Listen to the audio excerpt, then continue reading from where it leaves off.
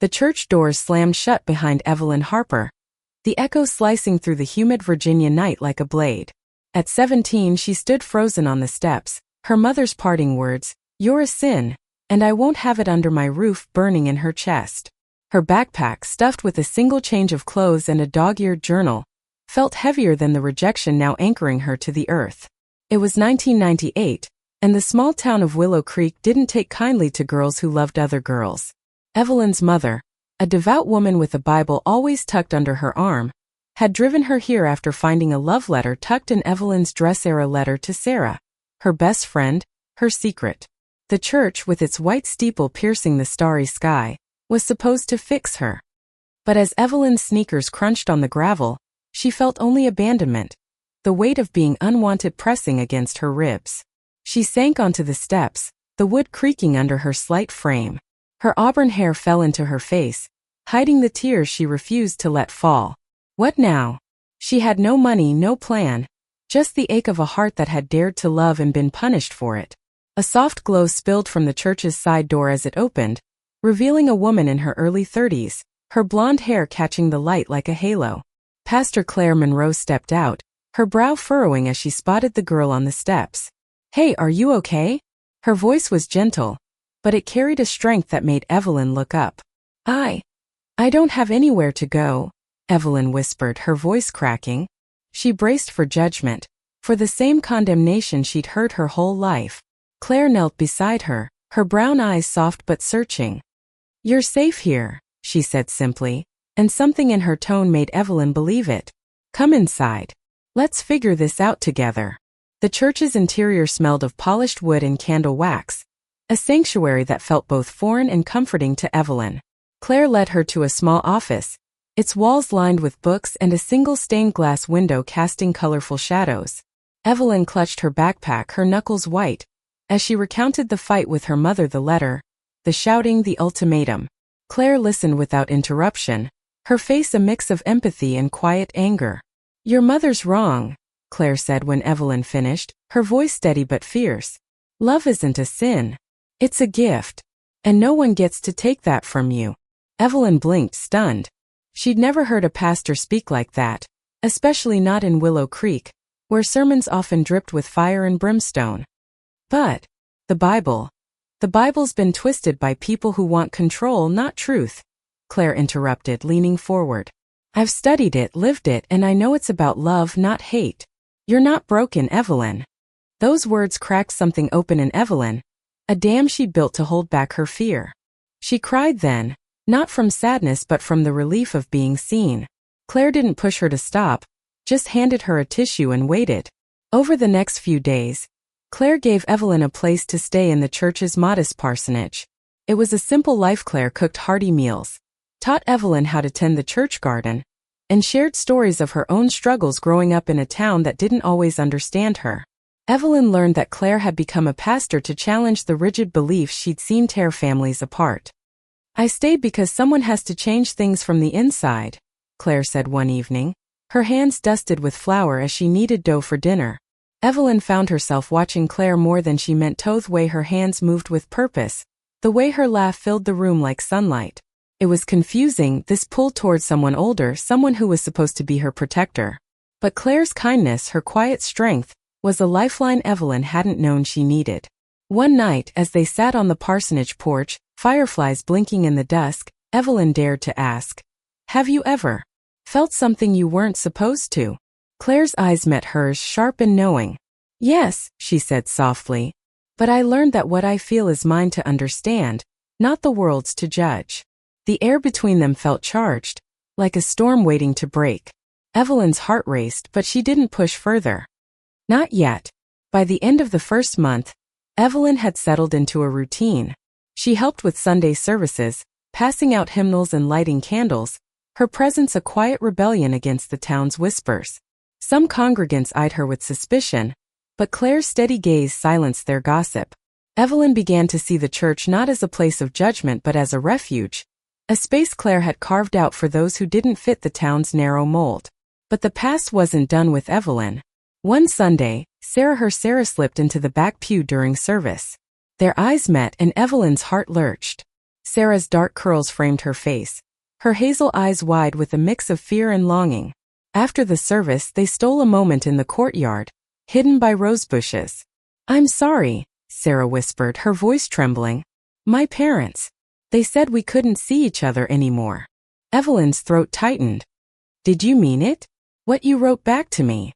Sarah nodded, tears spilling over. "Every word. But I'm scared, Ev." Before Evelyn could respond, a shadow fell over them. A man from the congregation, one of the town's self-appointed moral watchdogs, stood watching, his face twisted with disgust. "This is a house of God," he spat. "You're defiling it." Evelyn froze, but Sarah bolted, disappearing into the street. The man's words echoed her mother's, and for a moment, Evelyn felt like she was back on those church steps, abandoned again. That night, Claire found her in the garden, knees pulled to her chest. "He's wrong too," Claire said, sitting beside her. "But people like him. They're loud and they're cruel. You have to be stronger than their hate." "How?" Evelyn asked, her voice small. Claire took her hand, her touch warm and steady. "By living. By loving who you are, unapologetically." Evelyn looked at their joined hands, her heart pounding. She wanted to be that brave, but the world felt so big, so unforgiving. Yet, with Claire beside her, it seemed possible just for a moment. Evelyn's days at the church became a delicate balance of healing and hiding. She threw herself into helping Claire, polishing pews and organizing food drives, anything to keep her mind off Sarah's tearful departure and the town's judgmental stares. But every night, as she lay in the parsonage's spare room, her thoughts drifted to Claire, her quiet confidence, the way her eyes softened when she spoke of hope. It was a dangerous feeling, one Evelyn tried to bury, but it grew like the roses in the church garden, stubborn and wild.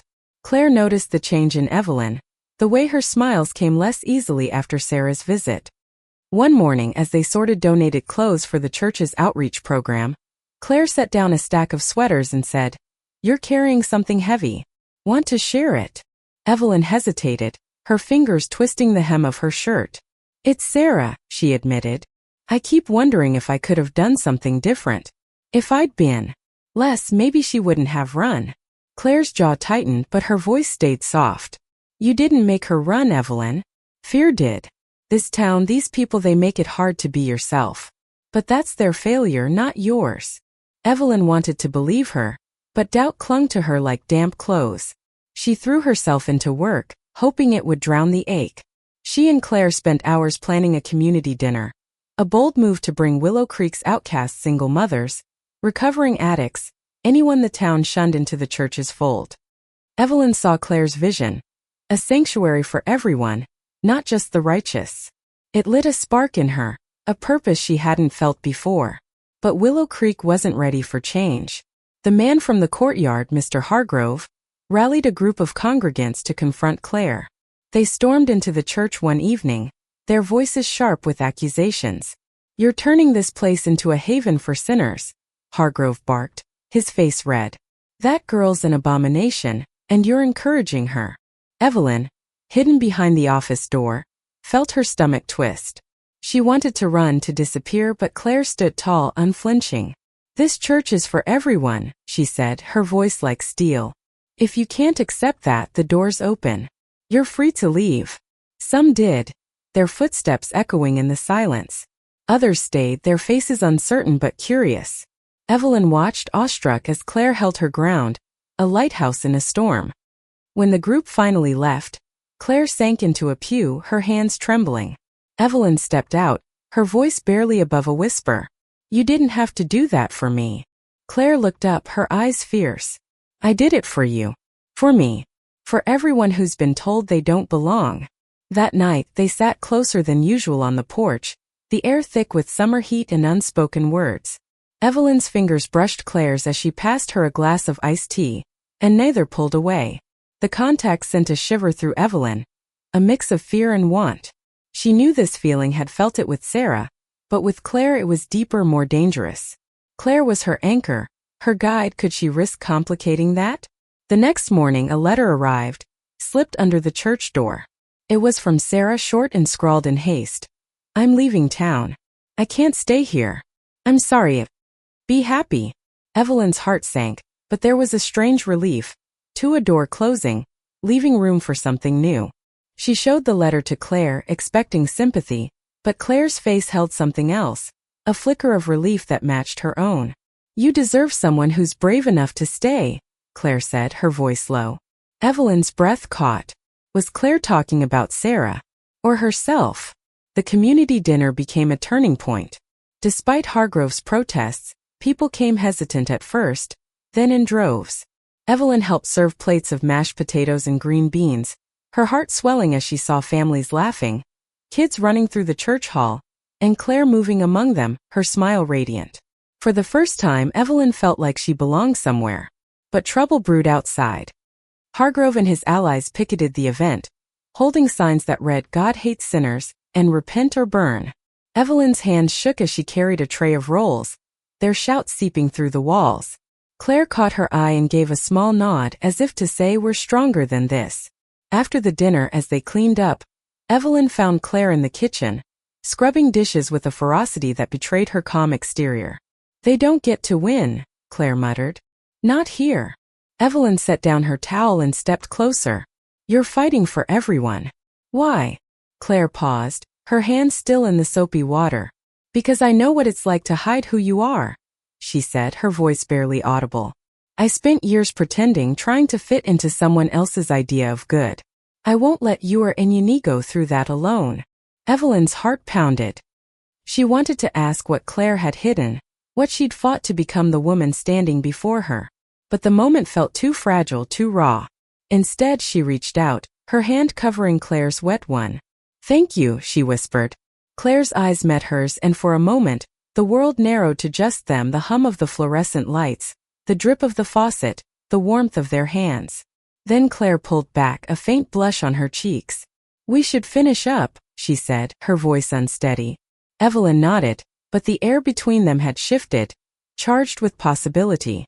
She didn't know if it was love or gratitude or something else entirely, but she felt it, fierce and undeniable. Summer bled into fall, and Evelyn grew bolder. She started speaking up at church meetings, her voice gaining strength as she shared ideas for outreach programs. Claire encouraged her, her pride evident in every smile. But the town's resistance grew too. Hargrove's group spread rumors, accusing Claire of corrupting the church. Flyers appeared around Willow Creek, calling for her removal. Evelyn felt the weight of it, knowing she was part of the reason for the backlash. One evening, as they painted signs for a new youth group, she blurted out, "Maybe I should leave. They'd stop if I wasn't here." Claire set down her paintbrush, her eyes blazing. "You're not the problem, Evelyn. They're scared of change, of anyone who challenges their small world. You leaving would just prove them right. But what if they hurt you?" Evelyn's voice cracked. "I couldn't live with that." Claire stepped closer, her hands on Evelyn's shoulders. "I'm not going anywhere. And neither are you. We're in this together." The words felt like a vow, and Evelyn clung to them. But the tension in Willow Creek was a ticking clock.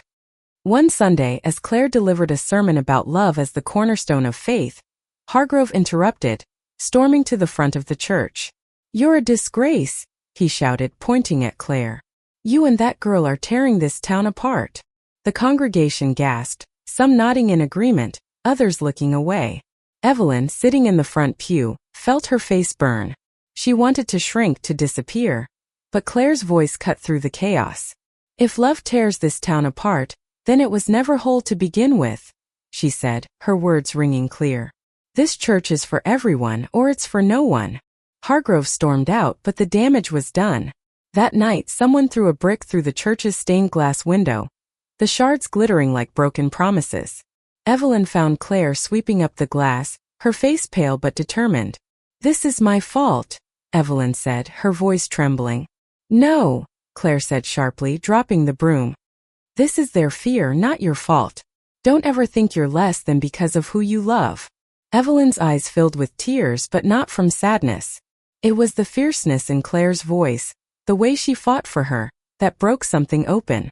Without thinking, Evelyn stepped forward and hugged her, her face buried in Claire's shoulder. Claire stiffened for a moment, then wrapped her arms around Evelyn, holding her tight. They stood like that for a long time, the world outside fading away. When they finally pulled apart, Claire's eyes were wet, but she smiled. You're stronger than you know, Evelyn. The church became a battleground but also a beacon. People from neighboring towns started attending, drawn by Claire's inclusive message. Evelyn helped organize a support group for teens, a safe space for kids like her who felt out of place. She saw herself in their nervous smiles, their whispered confessions, and it gave her purpose. But her feelings for Claire were harder to navigate. They were mentor and mentee, savior and saved, but there was something else, a current that ran deeper than gratitude. One chilly October evening, as they carved pumpkins for a church event, Evelyn caught Claire watching her, her expression unreadable. What? Evelyn asked, a nervous laugh escaping her. Claire set down her knife, her hands still. You've changed, she said softly. You're not that scared girl on the steps anymore. Evelyn's cheeks warmed. That's because of you. Claire shook her head. No, that's you. I just gave you a place to stand. The space between them felt alive, pulsing with words neither dared to say. Evelyn wanted to reach out, to bridge the gap, but fear held her back. Claire was older, a pastor, someone the town already scrutinized. What would it mean to cross that line? Before she could decide, a shout broke the moment.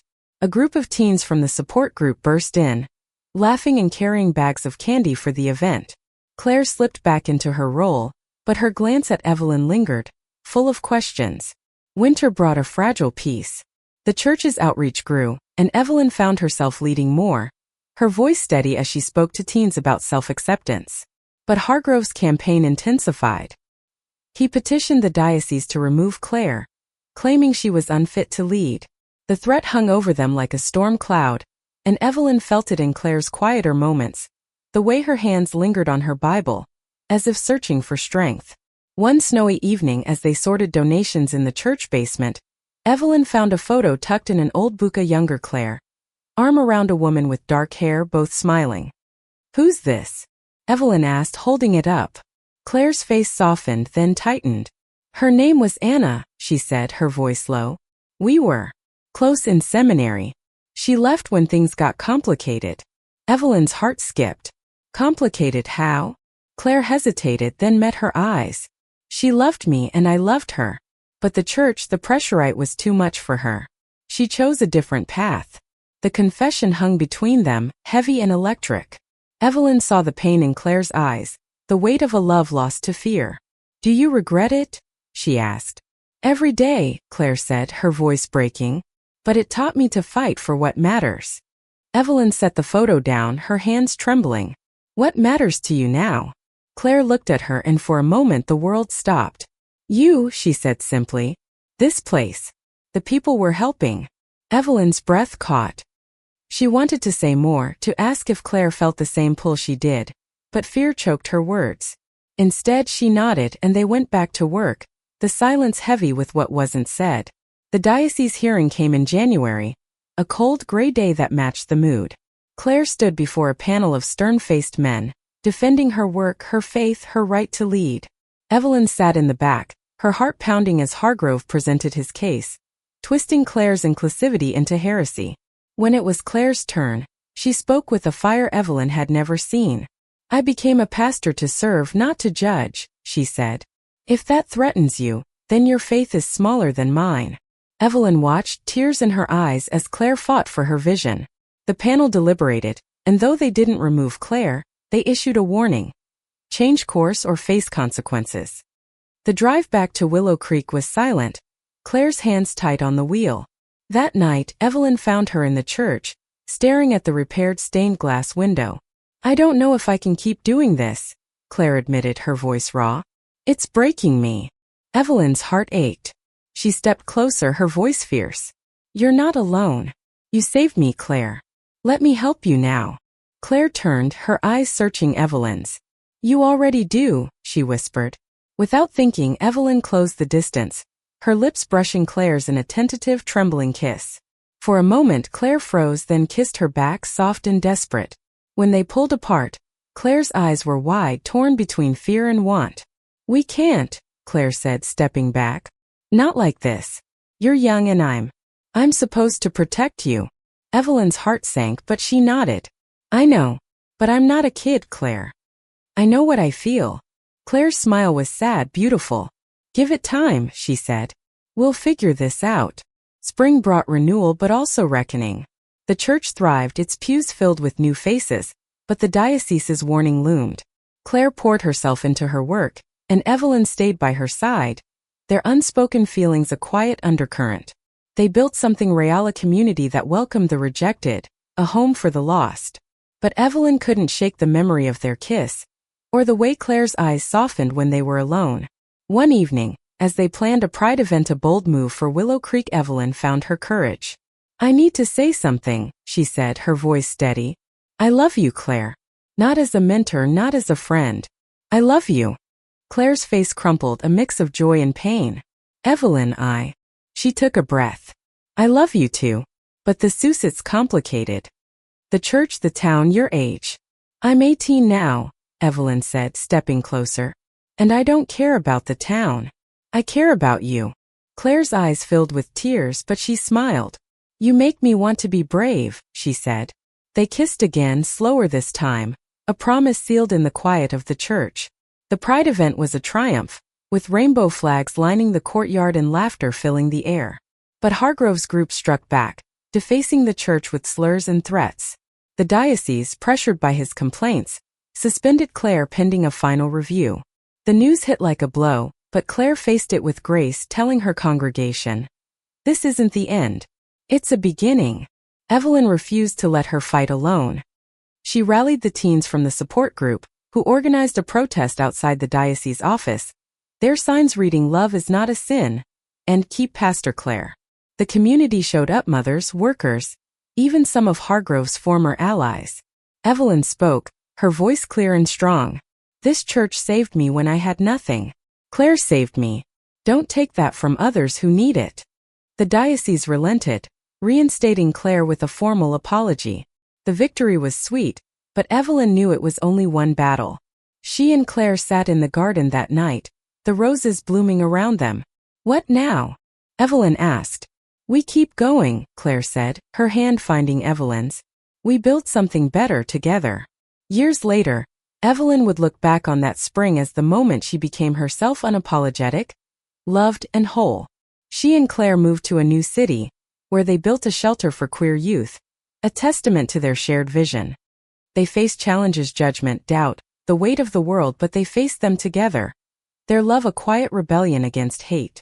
Evelyn's mother never reached out, but Evelyn forgave her, knowing she'd found a family stronger than blood.